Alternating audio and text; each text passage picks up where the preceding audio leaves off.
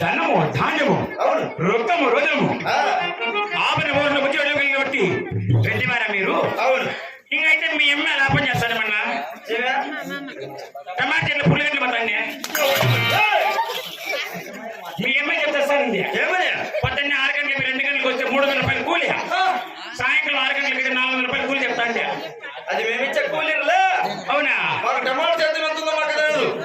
నోరండి మీ అమ్మ ఒక nightie తెచ్చకూడదా? Nightie కాదురా, నైటీ కాదు వచ్చిందా? అనుకోండి నేను నా పిల్లలు మా పొసులు పెట్టుకుంటుందా? పొసులు అది ఎవరికైనా ఇచ్చేవారికి అంటున్నారు. మేము పెట్ట కొడతాం మిమ్మల్ని. రేపు నీ పట్టు కాదు అయినా మామకి ఎక్కరమ్మా. మామ ఎక్కడుంటుంది? ఉండదు. ఎక్కడుంటదయ్యా? 7 దస్తుల అద్దాల మీద కొలువు తీరు ఉంటుంది. ఓ అమ్మ పైన పైన పెట్టింటావులే. ఏమో మన 4000 పింఛని పడింది కదా, 3 దినాలు మురికాన్ని పెట్టింటావులే. సస్తాంటివే ఏమో సచివాలయంకి పోతావు, సెక్రటరీకి ఫోన్ చేస్తావు, భీములో తుమ్మంటావు. నీ సాగు నీది కదలే. వీళ్ళమ్మక పింఛని రాకుండా మా మీద ఎలా వేస్తే